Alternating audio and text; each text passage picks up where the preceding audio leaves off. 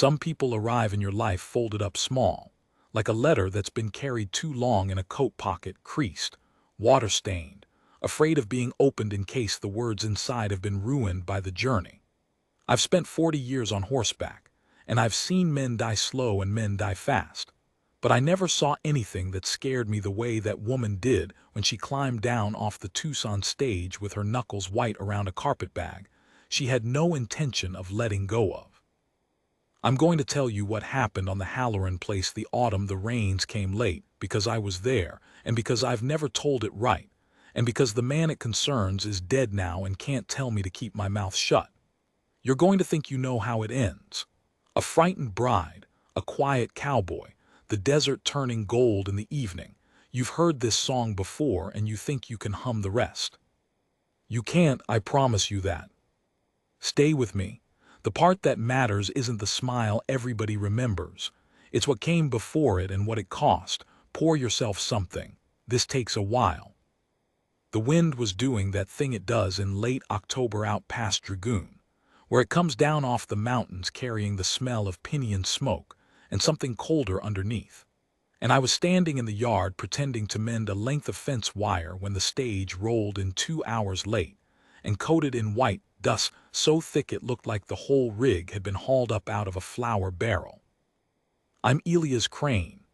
I was the hired man on Tom Halloran's ranch back then, and a few other things besides bookkeeper when Tom's eyes got too bad to read the ledger, nursemaid to a string of horses that nobody else could gentle, and the closest thing to a confidant a man like Tom was ever going to allow himself. I keep a journal, always have. My mother taught me letters before she died, and I never could shake the habit of putting the day down on paper at night, like if I didn't write it the day might decide it never happened. I'm telling you that so you understand. What I'm about to set down, I wrote pieces of it that very night by a tallow candle with my hand shaking. I'm not remembering this through the soft cloth of 40 years. I have the pages. I went and dug them out. The woman who came down off that stage was named Margaret Doyle, though I didn't know it yet. What I knew was the way she moved, careful, the way you move when your whole body is braced for a blow that's coming from a direction you can't see. She came down the steps one at a time, testing each one like the wood might give way. And when the driver reached up to help her with the carpetbag, she made a sound, small, involuntary, the kind of sound a cornered animal makes, and pulled it back against her chest so hard she stumbled. The driver, a big easy fellow named Prout, put his hands up like he'd touched a hot stove. "Ma'am," he said, "just the bag, I ain't gonna," he didn't finish. He didn't know how to finish. None of us did. There was something so plain wrong about the way she flinched that all three of us standing in that yard, me, Prout, and a Mexican drover named Cesar who'd come up from Sonora with the cattle, we all just went quiet and still, the way you do around a spooked horse, hopping that if nobody moves the fear might settle.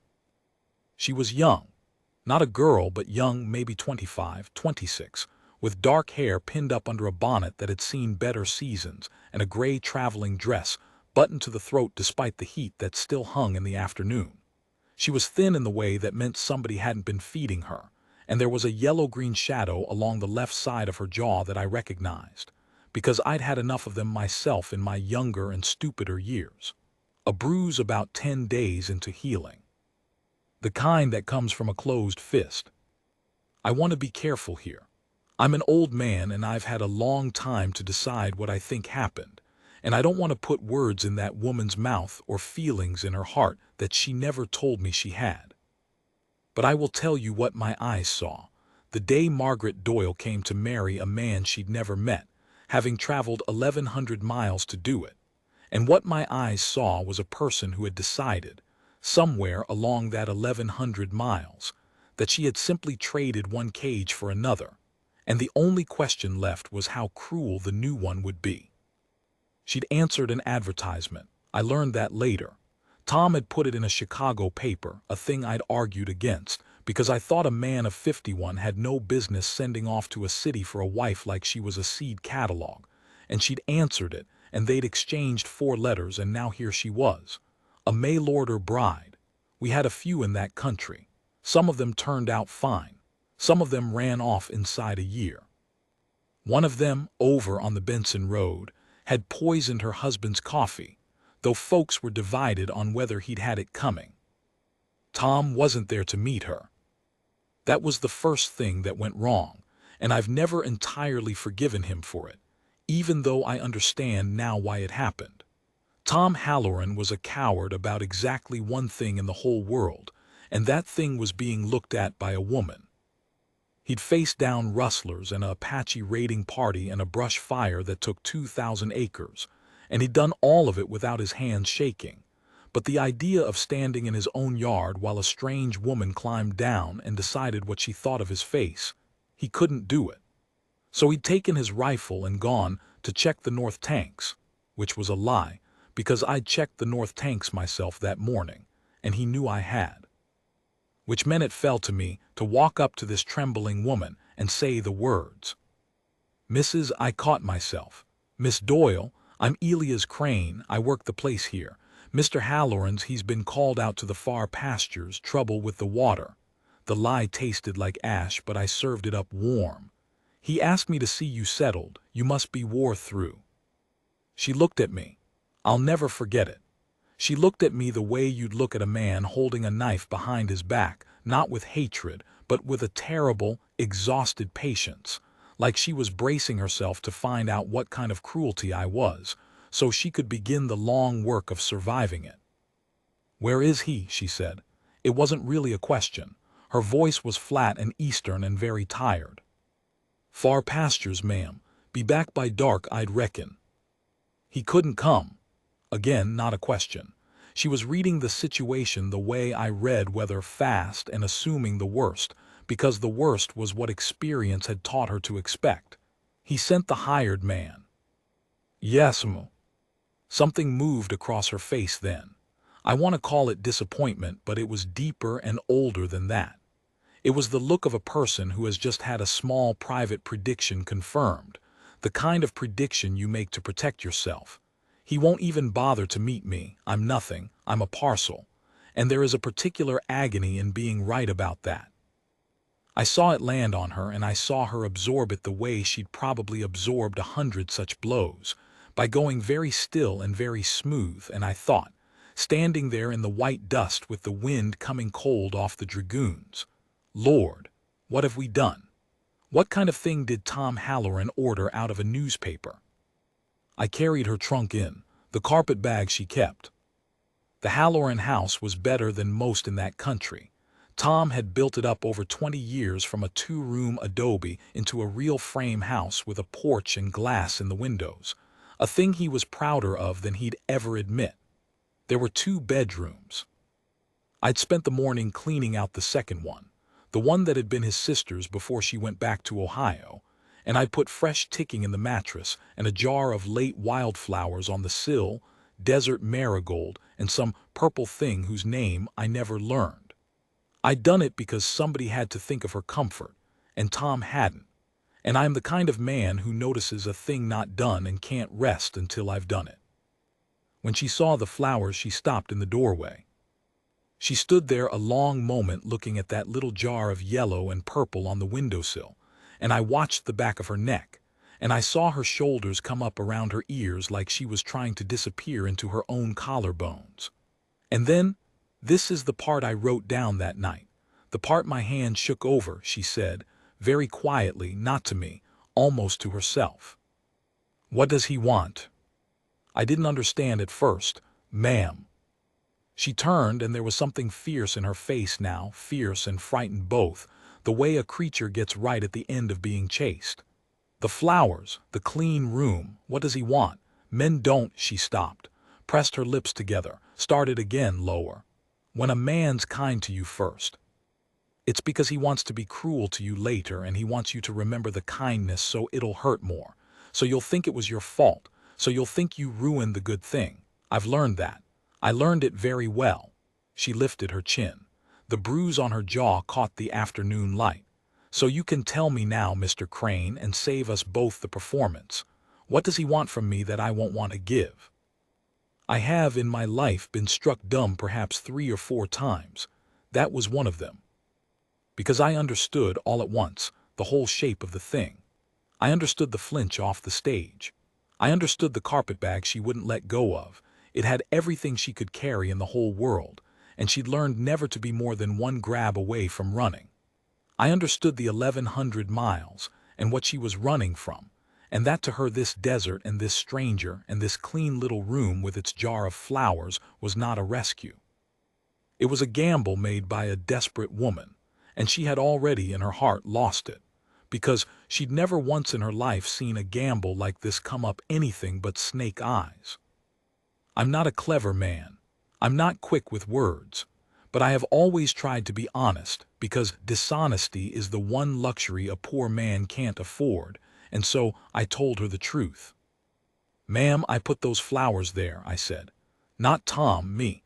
I cut 'em this morning out back of the smokehouse because it didn't seem right you coming all this way to an empty windowsill. Tom doesn't know they're there. He wouldn't think of it.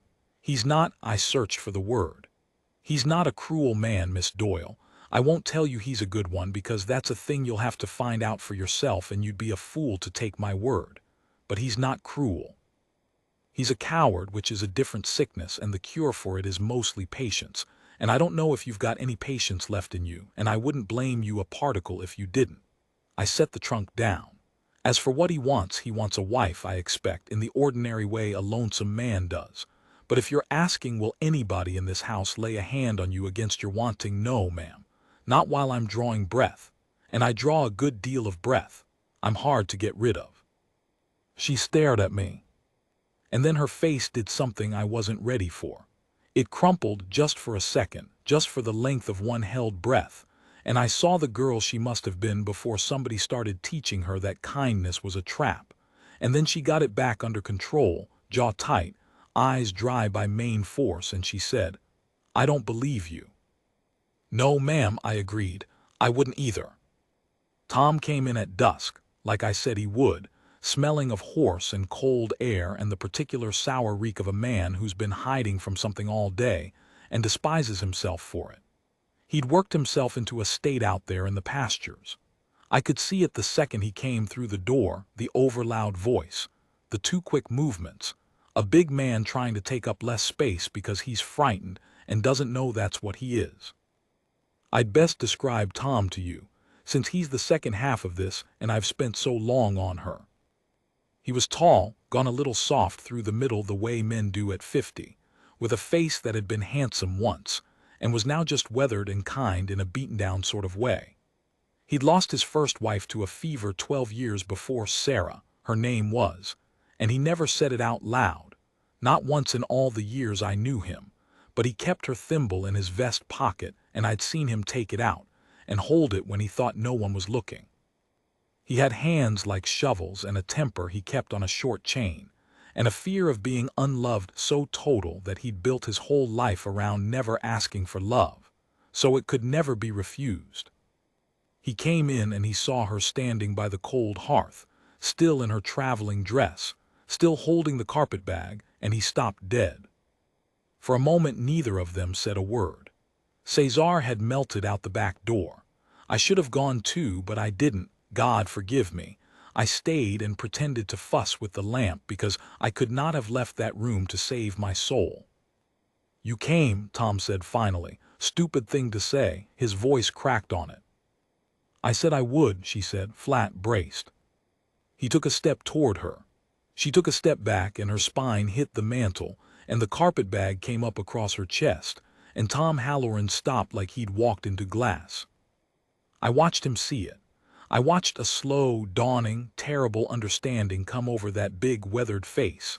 The flinch, the bag, the bruise on her jaw that he was close enough now to see in the lamplight.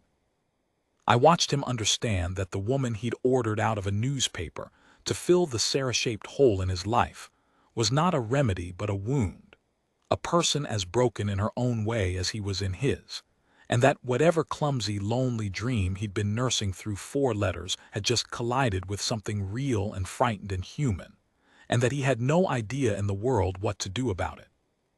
And here is where you think you know what happens.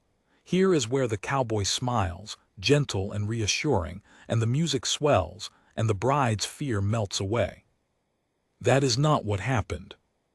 What happened is that Tom Halloran, 51 years old, terrified out of his depth, looked at this trembling woman backed against his mantle, and the only feeling he could find in himself big enough to match the moment was shame, shame that he'd been hiding in the pastures, shame that he'd brought her here under false pretenses of an easy match, shame at the bruise on her jaw, and the man who'd put it there, and his own helplessness against the whole crooked history of it, and shame, in a man who's never learned what to do with it, comes out sideways.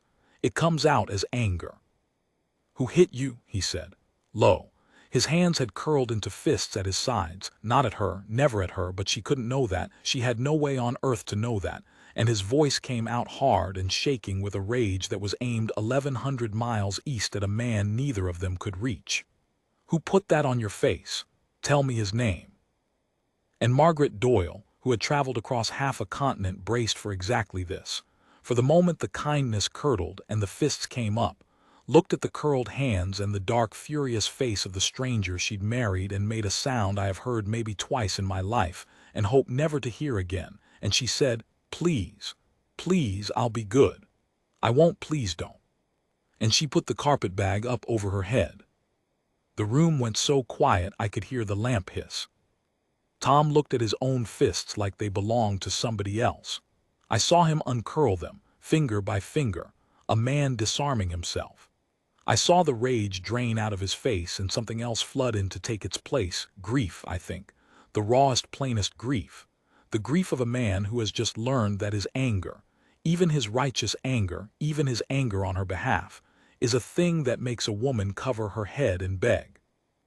I saw Tom Halloran understand in one instant everything it had taken me a whole afternoon to piece together, and I saw it nearly break him in half. He didn't go to her. That was the smartest thing he ever did, and I don't think he did it on purpose. He just sat down, right there on the floor of his own front room, this big proud man. He lowered himself down onto the boards with his back against the wall, as far from her as the room allowed, and he put his shovel hands open and empty on his knees where she could see them, and he said, in a voice gone soft and ruined, "I'm not gonna touch you. Look, I'm sitting down. I can't reach you from here, see? You're all the way over there and I'm all the way over here, and I couldn't get to you fast even if I wanted to, which I don't." He swallowed. "I just got mad, not at you, never gonna be at you. I got mad at whoever." His jaw worked. "But I shouldn't. That was the wrong thing. I can see now that was the wrong thing. So I'm gonna sit right here on this floor like a damn fool, and you can stand right there. And we don't have to talk, and we don't have to do anything. And if you want Elias to take you back to town tonight, he'll hitch the wagon this minute, won't you, Elias?" "I will," I said. My voice wasn't steady either. "Right now if you say." She lowered the carpet bag, just to her chest, just enough to look over it. She looked at the man sitting on the floor of his own house, making himself small, making himself slow, making himself safe for her the only clumsy way he knew how. And I watched her do the arithmetic she'd been doing her whole life. What's the trick? Where's the catch? When does it turn? And I watched her not be able to find it. Not because it wasn't there. Because for once, in this one room, on this one night, there wasn't one. She didn't trust it. I want to be clear. She did not that night decide he was good and her fear was over and the story was won. That's the lie people tell about that night, and it makes me tired. Trust isn't a door you walk through. It's a rope you let out an inch at a time, ready to haul it back, and she let out maybe half an inch, and it cost her everything she had. What she did was sit down too. Not near him. By the cold hearth on the little stool there, still holding the bag. But she sat, which meant she wasn't running, not tonight, and across 8 feet of lamplit floorboards, a 51-year-old coward and a woman who'd forgotten what safe felt like sat in silence and didn't look at each other and didn't speak. And that silence was the first honest thing that had passed between them. I went and hitched the wagon anyway, in case. I sat out there in the cold with the horses a long time, watching the lamp in the window, ready to drive her to town the second she came out the door. She never came out. And along about midnight, when I finally crept up to the window to see was everything all right, I saw that Tom had fallen asleep sitting up against the wall, the way exhausted men do, his big head dropped onto his chest. And I saw that Margaret had not slept. She was sitting on her stool wide awake, watching him sleep, the carpet bag still in her lap, but her grip on it had gone loose. Her fingers had opened. She was watching this strange sleeping man breathe, watching him be harmless, gathering evidence the only way her battered heart knew how. One breath at a time, one harmless minute at a time, building a case so slowly and so carefully that it would be months before she let herself believe the verdict. I went to bed, I wrote it all down. My hands shook the whole time. I didn't know yet about the winter that was coming, or the man who would follow her west, or the night the Apache rider would come to the door with a thing in his hands that changed everything we thought we understood about Tom Halloran. I didn't know that the smile everyone remembers, the smile, the one this whole story gets named for, was still 4 months and one act of terrible courage away. That night all I knew was that a frightened woman had loosened her grip on a carpetbag, and that somehow it felt like the most dangerous, hopeful thing I'd ever seen. I have read somewhere that the desert does not change quickly, and whoever wrote that never spent a winter in the Sulphur Springs Valley. It changes the way a person changes, not all at once, not where you can see it, but in small revisions made in the dark, so that you wake one morning and the cottonwoods along the wash have gone bare and gold overnight and you can't say when it happened, only that it has. That was how the thaw came between Tom and Margaret, in revisions made in the dark. I should tell you first about the spoons, because it's a small thing and the small things are where the truth lives. For the first 3 weeks Margaret would not eat at the table if Tom was at it. She'd take her plate to the other room, or out to the porch if the cold allowed, and Tom let her, never said a word about it, just left the chair pulled out for her every meal like an invitation that didn't expire. I cooked in those days Tom couldn't and Margaret didn't offer, and a man's got to eat, and I noticed along about the 4th week that she'd started eating in the doorway. Not at the table, but in the doorway, where she could see the table, where she could see him. Halfway. Always halfway. That woman lived her whole life in doorways that winter, 1 foot in the room and 1 foot toward the exit, and Tom Halloran learned to act like a man who didn't notice that the person he'd married was poised to bolt at every moment, which is a harder kind of patience than any I've ever had to practice. Then one evening, in late November, she sat at the table. She didn't say anything about it. Neither did Tom, bless him, though I saw his hand go still on his coffee cup for just a second, the way a man freezes when a wild thing comes close and he's afraid that breathing will scare it off. She sat at the far end, as far from him as the table allowed, and she ate with quick small movements and her eyes down, and the second she was done she got up and took her plate to the wash basin and left. But she'd sat, and the next night she sat again. And the relationship between Tom Halloran and Margaret Doyle, which is the thing this whole story is supposedly about, was built almost entirely out of moments exactly that size. A woman sitting at a table, a man not looking up too fast. He courted her, if you can call it that, the way you gentle a horse that's been beaten by its last owner. Slow, sideways, never head-on. He learned which things frightened her and he removed them from the world one at a time without ever announcing he was doing it. He learned she couldn't stand a raised voice, so he taught himself to speak low, even out in the yard, even when a steer was on his foot.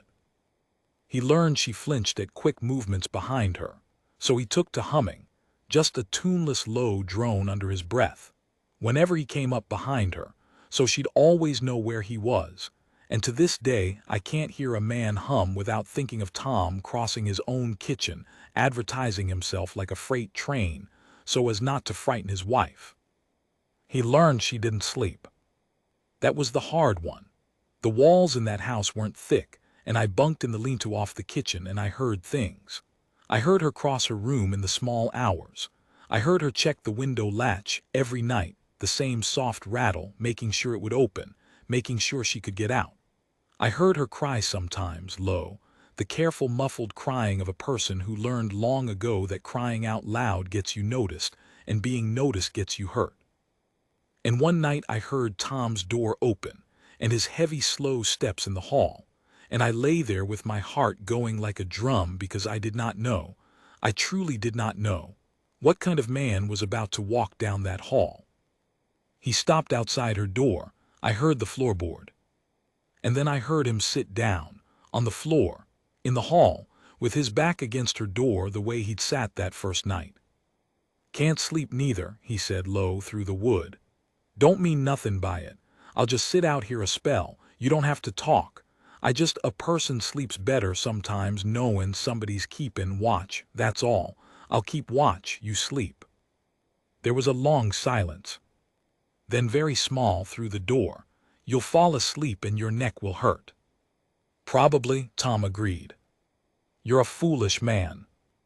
"Yes'm," said Tom Halloran, and I swear I heard the smile in his voice though I couldn't see it, and on the other side of the door I heard her ropes creak as she lay back down, and for the first time since she'd come to that house, she slept. I know because I didn't hear her check the latch again. And in the morning Tom's neck did hurt, and he didn't say a word about why, and she made him a poultice for it without being asked. The first thing she ever did for him of her own free will, and slapped it on a little harder than strictly necessary, and called him a fool again.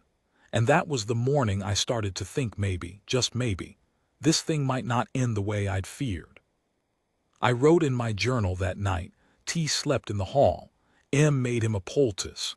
They are both pretending it didn't happen. I have never seen two people work so hard at not hopping. The Apache came in December.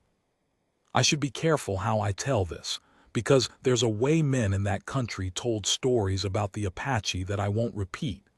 It was the kind of talk that turned people into weather, into something that just happened to you, dangerous and faceless and without a name.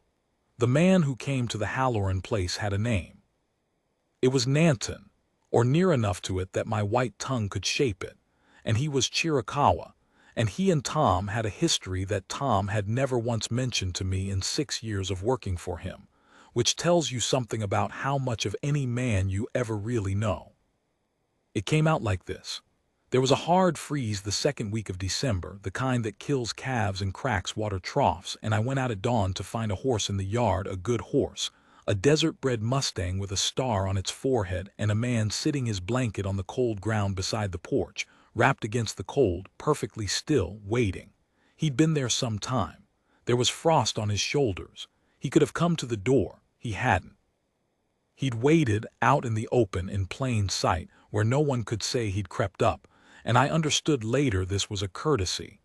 He was making himself unthreatening, the same way Tom sat on floors, the same way Tom hummed.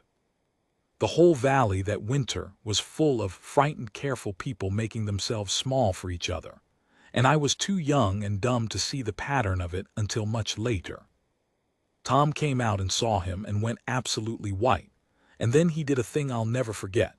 He walked down off the porch and out into the freezing yard, and he knelt down in front of this man in the frost and put his forehead nearly to the ground, and the two of them spoke low in a mixture of Spanish and Apache and English that I caught maybe one word in 5 of. And when Tom finally stood up, his face was wet. Here's what I pieced together, then and later. 12 years before, the same year his Sarah died of the fever, Tom Halloran had found a Chiricahua boy half dead in an arroyo on his land, shot through the leg by a posse that had been hunting Apache, the way they hunted wolves, by which I mean indiscriminately and for bounty. The boy was maybe 14. Tom, grieving, half out of his mind with the fresh loss of his wife, had done the thing that made no sense. He'd hidden the boy in his own root cellar for 6 weeks and nursed him and fed him, and lied to the posse's faces when they came asking, lied to men he had to live among, men who'd have burned him out and called it justice if they'd known.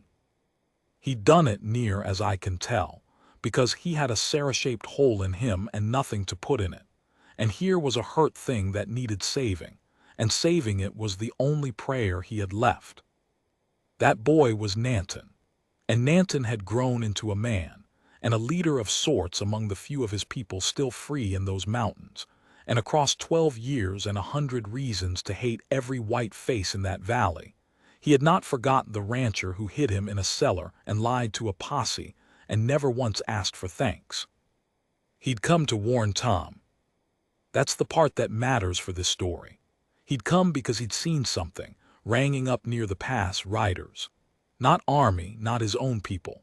White men, 4 of them, asking questions in the wrong places, and one of them an Eastern man, soft-handed, who didn't sit a horse right, and who was paying gold to anyone who could tell him about a rancher named Halloran who'd taken a wife up from a Chicago newspaper. I felt the bottom drop out of my stomach. Because I knew, the way you know a thing in your gut before your head's caught up, I knew who that soft-handed Eastern man was. And so, I think, did Margaret, who had come to stand in the doorway behind me, wrapped in a shawl gone gray as ash, one hand pressed flat against her mouth. She knew his name before any of us said it. I watched her not say it. I watched her swallow it down like a stone. The man who'd put the bruise on her jaw had followed her west. I learned the rest of it from Margaret herself over the next few days in pieces, because once the dam broke, it broke all the way. She told it to me and not to Tom, and I understood why. There are things easier to say to a witness than to someone whose face will change when he hears them. I'd become her doorway too, I suppose. The halfway place where she could set things down. His name was Charles Renner. He had been her husband's brother. Her first husband, the dead one, the real one, the marriage nobody back in Chicago had thought to mention because it was nobody's business, had died of a bad heart at 30, leaving Margaret a small house and a small income and a brother-in-law named Charles who had decided, with the cold logic of a man who feels entitled to things, that the house and the income and the widow all came as a set. He'd moved in to look after her. He'd looked after her with his fists. He'd looked after her for 2 years, until she'd sold the small things she could sell without his noticing, and answered a newspaper advertisement under her maiden name, and run 1,100 miles to a desert she'd never seen to marry a stranger, because a stranger's cruelty was at least an unknown cruelty, and there was a terrible freedom in not knowing yet how the next man would hurt her. And now the known cruelty had followed the unknown one west. Charles Renner had tracked her down, and he was coming with 3 hired men and a story he'd tell to anyone who'd listen, that Margaret was a thief and a runaway wife, that her marriage to Halloran was bigamy or worse, that the law was on his side. And the worst of it, the part that made her hands shake when she told me, was that in the eyes of a great many people in that time and place, he wasn't entirely wrong. A woman was not free the way a man was free. She had run, and running could be made to look like a crime, and a soft-spoken Eastern gentleman with money could buy a great deal of law in a frontier town. "He'll take me back," she said.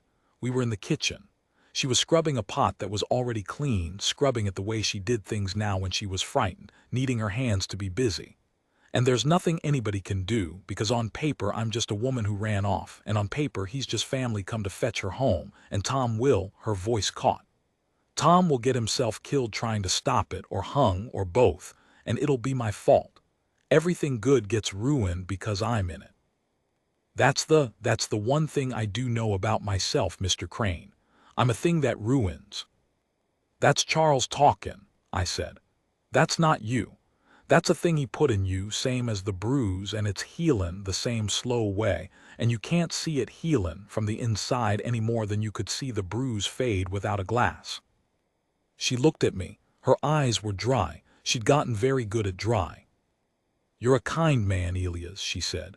"I've decided to believe that about you. It took me a long time. I want you to know it took me a long time, and I worked very hard at it." She set the pot down. "Which is how I know I'm right. Because I finally let myself believe in something good, and the very second I did, the very second he comes. That's how it works. That's always how it works. You let yourself hope, and the hopping is what calls the bad thing down." I didn't have an answer for that. I'm not sure there is one. I've turned it over for 40 years, and the best I've got is that she was wrong, but she had earned the wrongness honestly, and you can't argue a person out of a thing they paid for in blood. Tom's response to all this was not what I expected, and it's the reason I'm telling this story at all. Because it's the moment I understood what kind of man he really was, underneath the coward and the kindness both. He didn't rage.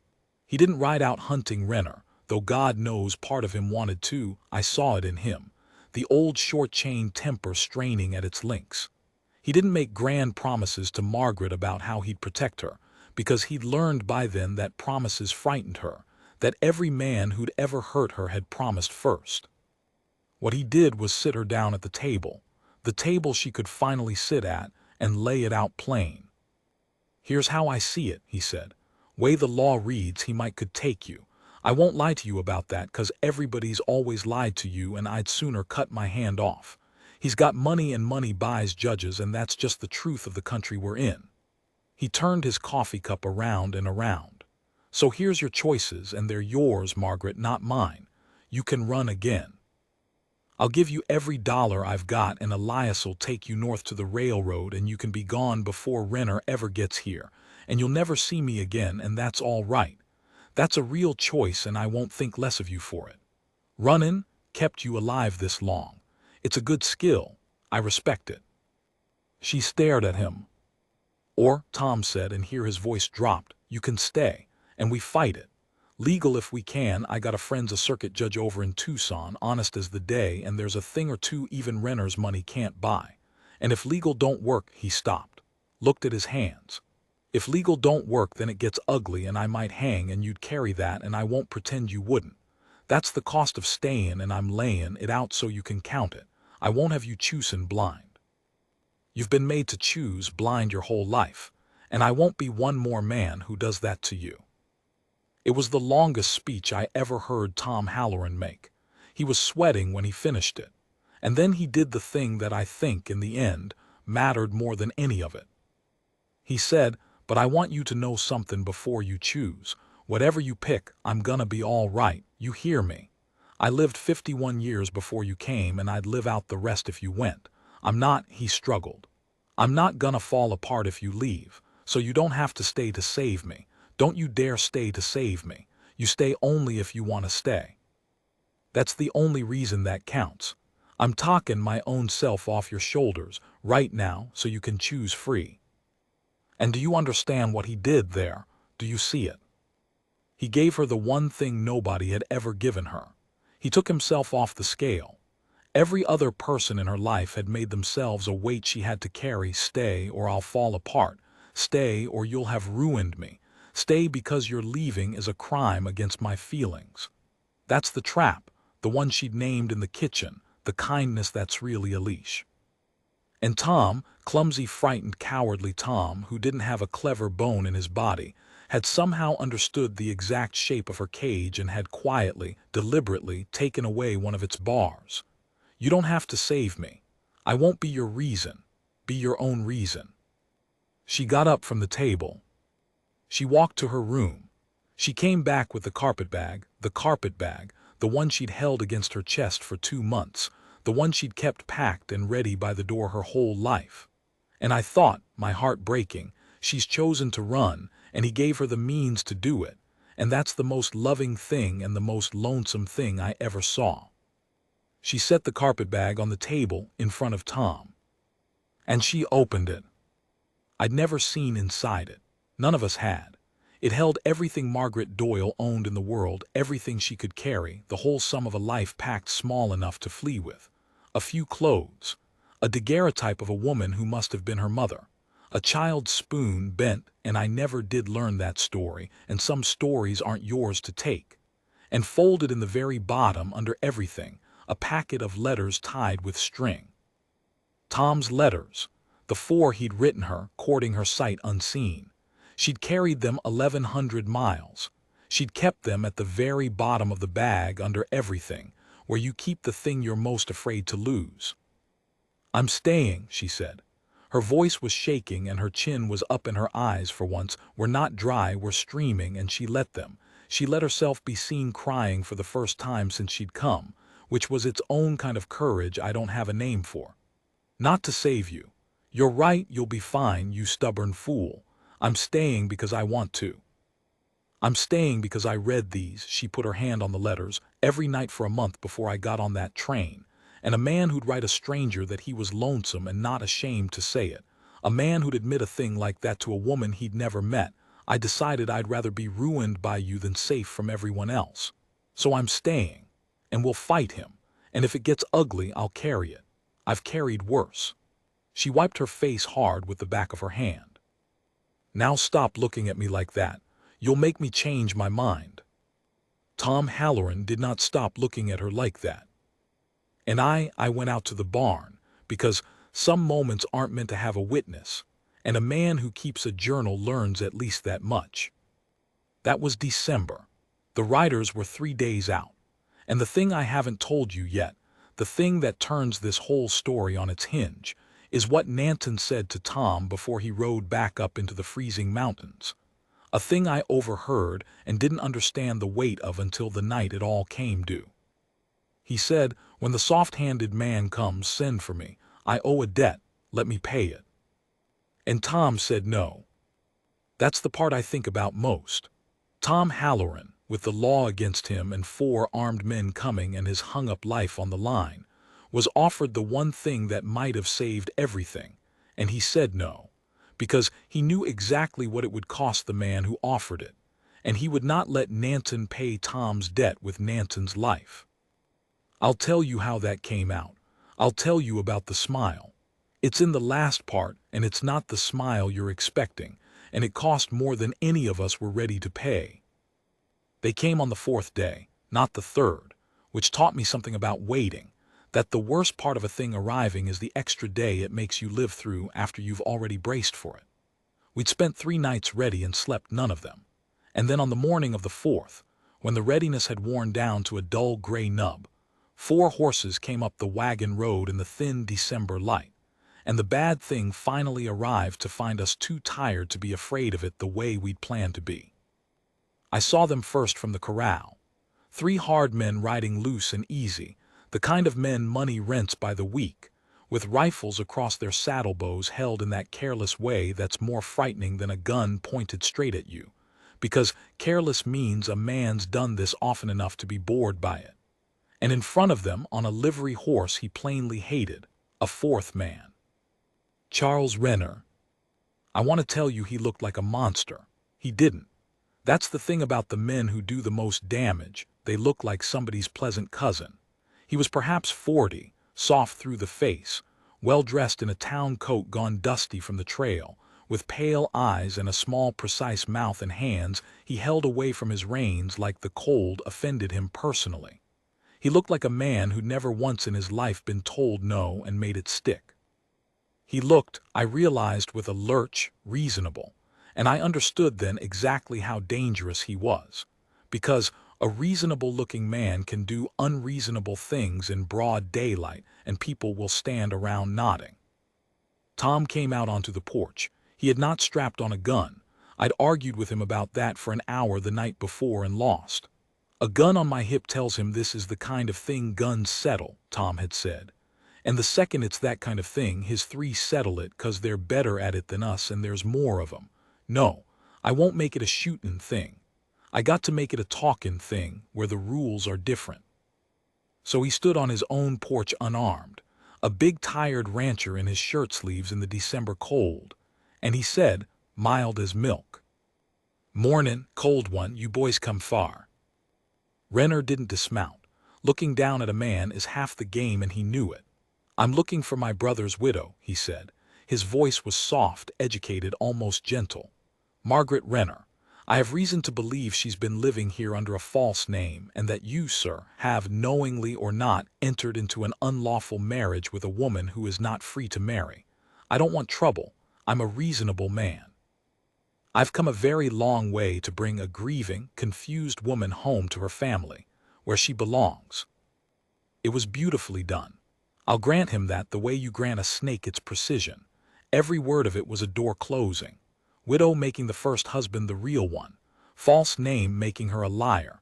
Confused making her mad, which meant nothing she said in her own defense could be trusted. Family, where she belongs, making her property, gently, with a smile. He'd built a little prison out of soft words, and he'd hung the door open and invited us all to agree she ought to walk back into it. And here is the thing I have never been able to forgive about that morning, the thing that still wakes me sometimes. It was working. I could feel it working. I felt the awful gravity of it, the way the reasonable words made the unreasonable thing feel inevitable, and I am ashamed to say that some craven, sensible part of me thought, maybe there's no fighting this, maybe the law really is his, maybe the kindest thing is to let her go quiet so Tom doesn't hang. That's what men like Renner do. They get inside your head and reason in your own voice. Then the door opened behind Tom, and Margaret came out onto the porch. I had braced for her to break. I'd have understood it. The sight of him, the actual physical sight of the man who'd spent 2 years teaching her body to flinch, I expected her to fold, to go gray and small and disappear back into the doorway where she'd lived all autumn. She did go gray. Her hand did find the door frame, but she did not go back inside. She came and stood beside Tom, not behind him, beside him, and she looked at Charles Renner full in the face, which I would have bet my life she could not do, and her voice when it came was shaking so hard the words near rattled, but the words came. "You don't get to call me confused," she said. "You did a lot of things to me, Charles. You don't get to add that one. I'm not confused. I know exactly where I am and exactly who I married and exactly what you are." Renner's pleasant face moved through something fast and ugly before it smoothed back over. "Margaret, sweetheart, you're not well. You've been telling stories, I can see that. You've got these people believing." "Don't," she said, "don't do the voice." And to the men behind him, the 3 rented guns, "He's going to tell you I'm hysterical. He's going to tell you I bruise easy and I make things up. He told the doctors that. He told the neighbors that. He's very good at it. I just want you to have heard me say it first before he does, so when he does it you'll know it's the script." One of the hired men, the youngest, with a raw-chapped face, shifted in his saddle and would not look at her. I saw that. I filed it away. "This is the part where you've been waiting for the smile. I know. I've made you wait 3 whole tellings for it. But I have to put it exactly where it belongs, because the whole meaning of it is in the placement. And if I put it anywhere else, I'd be lying to you the way everybody lies about that morning." The smile did not come when Tom faced down the gunman. It did not come when he was brave. Tom was not, in that moment, doing anything that would make a man smile. What happened was this. Renner, losing the soft words game, changed tactics. He swung down off his horse at last, and the second his boots hit the dirt, the 3 hired men's hands drifted toward their rifles, and the whole morning tipped toward the edge it had been leaning over the whole time. Renner walked up to the foot of the porch steps, and he looked up at Margaret, and he dropped the gentleness entirely, just for a second, just for her, too low for his men to hear it, but I heard it because I drifted close along the corral fence. "You'll come back," he said, "or I'll burn this man's life down around him. I'll have him in front of a judge for harboring you, for bigamy, for whatever I decide to buy. I'll take this ranch through the courts. I'll see him ruined and you'll watch, and then you'll come back anyway, only it'll be worse because you'll have all this on your head too. You always did make things worse for everyone. You know that. You're a thing that ruins." He smiled at her, small and precise. "Now stop this and get your bag." A thing that ruins. Her own words, the words she'd said to me in the kitchen, the poison Charles had spent 2 years pouring into her. And here he was, pouring it again, the same exact phrase, and I understood in a sick rush that he'd said it to her so many times it had become the wall of her whole inner prison. And Margaret looked at him. And then she looked at Tom. And Tom Halloran, who had heard none of Renner's threat, who knew only that the man had dropped his voice to say something private and cruel to his wife, who saw her face go through the old terror one more time. Tom did the only thing he had. He didn't have a gun. He didn't have the law. He didn't have 3 hired guns or money or clever words. All he had was the thing he'd been building all autumn, 1 floorboard and 1 hummed warning and 1 night in the hall at a time. And so he reached over and he took Margaret's hand, slow, telegraphed, giving her every chance to pull away. And when she didn't pull away, when her fingers closed around his instead, Tom Halloran looked down at this woman who traveled 1,100 miles braced for the worst, and he smiled at her. That's it, that's the whole thing. He smiled at her, not at Renner, not in triumph. There was nothing in it of victory or threat. It was a small, tired, helplessly tender smile, the smile of a man who has nothing left to offer but himself and is offering it, a smile that said as plain as any words, "I see you. I'm not going anywhere. Whatever this costs, we'll find out together, and you are not, you have never been, a thing that ruins. You're the best thing that ever came up my wagon road, and I'd do it all again." And that was the smile that broke the prison. Because Margaret had spent her whole life learning to read men's faces for the cruelty coming. She was an expert. She could find the cruelty in any smile, any kindness, any flower on a windowsill. She told me so herself that first day. She had a lifetime of evidence that a man's gentle face was just the calm before he hurt you. And she looked into Tom's smiling face with all that terrible expertise, looking for the trick, the same way she'd looked for it that first night on the floor. And she couldn't find it. Again. She couldn't find it because it wasn't there, and this time, finally, with Charles Renner standing 3 feet away repeating the exact lie that had built her cage, she had the one thing she'd never had before, a true thing and a false thing, side by side, where she could see them both at once and tell them apart. Charles, who said you're a thing that ruins, and smiled. Tom, who said nothing and smiled, and meant you are loved.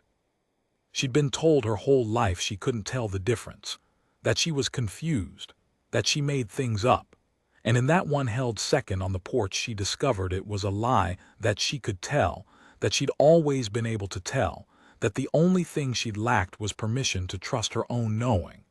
The bruise she could see in a glass had faded months ago. The other one, the invisible one, the one Charles had been pressing fresh again with every soft word, that one finished healing right there, in the space of one tired cowboy's smile. She turned to Charles Renner and she said, in a voice that did not shake at all, "No." Just that, not a speech. She'd given her speech already. Just the one word she'd never once in her life been allowed to make stick. "No, I'm not coming. And you can do your worst with your judges and your fires, and it'll be terrible, and I'll survive it because it turns out I survive things. That's the other thing I know about myself now, Charles, the thing you worked so hard to make me forget. I survive. Now get off this man's land." I won't pretend the word no ended it. Words don't stop rented guns. There was a long, terrible moment where everything balanced on a knife, Renner's face gone white with a fury that finally looked like what it was, his hand twitching toward his 3 hired men, and Tom stepping in front of Margaret at last, unarmed, just his body between her and them, which is the only weapon a man like Tom ever really had, and he'd spend it without a thought. And it would have gone bad. I believe that to my bones. 4 guns and 1 unarmed rancher, and a man with nothing left to lose his temper over. It would have ended in blood on that frozen yard, and the blood would likely have been Tom's, and Margaret would have carried it the rest of her days exactly as she'd feared. Except that Tom Halloran had said no to Nanton. Remember, he'd refused to let the Apache pay his debt with his life. "Send for me when the soft-handed man comes," Nanton had said, and Tom had said no. But Nanton had not gone home. He'd been up in the rocks above the wagon road for 4 days, watching, paying his debt anyway on his own terms, because Tom didn't get to decide for him whether a debt was owed. That was the one thing Tom had never understood about the man he'd saved, that you cannot refuse another person their honor. You can only insult them by trying.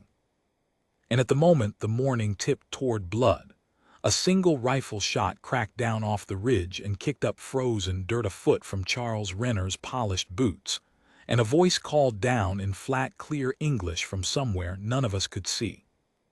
"There are more of us than you can see. There have been for 4 days. Ride out, soft-handed man, while the ground is the only thing we shoot." It was a bluff. There was no us. There was 1 man, 1 rifle, 1 debt. But Renner's 3 hired guns didn't know that, and rented courage is a thin coat in cold country, and the youngest one, the chap-faced boy who wouldn't look at Margaret, was already turning his horse. The other 2 weighed their week's wages against an Apache rifle in rocks they couldn't see into, and found the arithmetic wanting. And inside a minute all 3 were riding back down the wagon road. And Charles Renner, abandoned, soft hands shaking, was left standing alone in the yard of a man he'd come to ruin. He looked very small then. I almost felt the shape of pity for him. The cruelty had been the only big thing about him, and with his guns gone and his soft words spent, and the woman he'd come to drag home standing on the porch with her chin up beside a man twice his size, there was nothing left but a pale, frightened, ordinary little man who had built his whole self out of other people's fear, and had just run clean out of it. Tom walked down off the porch, unhurried. He didn't touch Renner. He just stood close, looking down, and said something I only half caught and have never repeated, something low about Tucson, and a circuit judge who was honest as the day, and the particular things that judge would like to hear about a man who beat his brother's widow, and how the wind blew both directions on that wagon road, and a man could be ruined heading east just as easy as a woman heading west. It was Renner's own weapon. Turned around. "I'll see you in front of a judge." Tom just handed it back to him. Charles Renner got on his livery horse and he rode out, and as far as I ever heard he never came within 500 miles of that valley again. There was no shootout, no grand violence. The most dangerous man any of us ever met was beaten by a smile, a bluff, and a quiet sentence about a judge beaten in the end, by a community of frightened, careful people who'd each made themselves small and patient for one another all winter, and who turned out, when it counted, to be holding more of each other up than any of them had known. I should end there. That's where the story wants to end, with the bad man riding small down the wagon road and the smile that beat him. But I told you I'd tell it right, and right is messier than that, and there are 2 more things and then I'm done. The first is that it cost more than a bluff. Nanton's shot, his voice in the rocks, his 4 days of cold watching, word of it got out, the way things do in that country, distorted in the telling, and within a year there were men in that valley who decided Tom Halloran was friendly with the Apache, which in that time and place was a thing that could get a man's barns burned and his cattle scattered and worse. It didn't happen all at once. It happened the way the desert changes small revisions in the dark, but it happened, and Tom carried it, and never once said he regretted the debt that bought it. "He paid for me without my leave," Tom said, "the one time I raised it. Wasn't my place to refuse the bill. That's the cost the smile is named for, the part nobody remembers. Grace is never free. Somebody up in the rocks always pays." The second thing is Margaret. She stayed, of course. They had near 30 years, Tom and Margaret, which when I do the arithmetic means Tom made it past 80, the stubborn old fool, far past the day I'd have bet on. I left their employ eventually and went to my own small place over near Wilcox, but I'd ride out and see them, and I want you to understand, it was not a fairy story. She never fully lost the flinch. Some mornings, 30 years on, I'd see her check a window latch out of an old habit, her body never quite unlearned. And Tom never once said a word about it, just took to humming when he came up behind her till the end of his days, so she'd always know where he was. They built a marriage not out of her fear ending, but out of him making room for it forever, without resentment, which is a harder and truer love than any fairy story ever told. She kept his 4 letters in the bottom of the carpetbag her whole life. I know because she showed me, once an old woman by then, the bag soft with age. She'd never unpacked it. 30 years married, and she never fully unpacked the bag she'd run with, kept it there in the closet, packed, ready, and Tom let her, because he understood that for a person who'd survived the way she'd survived, the packed bag wasn't a sign she meant to leave. It was the opposite. It was the proof that she could leave, any time, freely, and that every single morning, knowing she could go, she chose again to stay. The packed bag was her no to Charles and her yes to Tom, made fresh each day for 30 years. The day we buried Tom, I drove her home from the churchyard. She was very quiet, and when we got to the house she went to the closet and took out the old carpet bag and set it on the table, the way she had that day in December all those years before, and she opened it, and she took out the letters and the bent child's spoon and the daguerreotype of her mother, and she unpacked it. All the way. For the first time. She put each thing in its place around that house, slow, deliberate. An old woman finally setting down a weight she'd carried 1,100 miles in 30 years. "He's gone," she said, "so I can't leave him by staying, and I can't stay for him by going. There's nobody on the scale now but me." She folded the empty bag. Her hands weren't shaking. "Turns out I don't want to run anywhere. Turns out I never did. I just needed to know I could." I asked her, I don't know why, it was a foolish thing to ask a widow on her burying day. I asked her what she remembered most of all of it all those years. She thought about it a long while. The desert was going gold out the window the way it does in the evening, the way it had that first day. "The smile," she said, "everybody thinks it was because he was kind. It wasn't. I'd had kind done at me before, kind's cheap." She looked at the empty bag in her lap.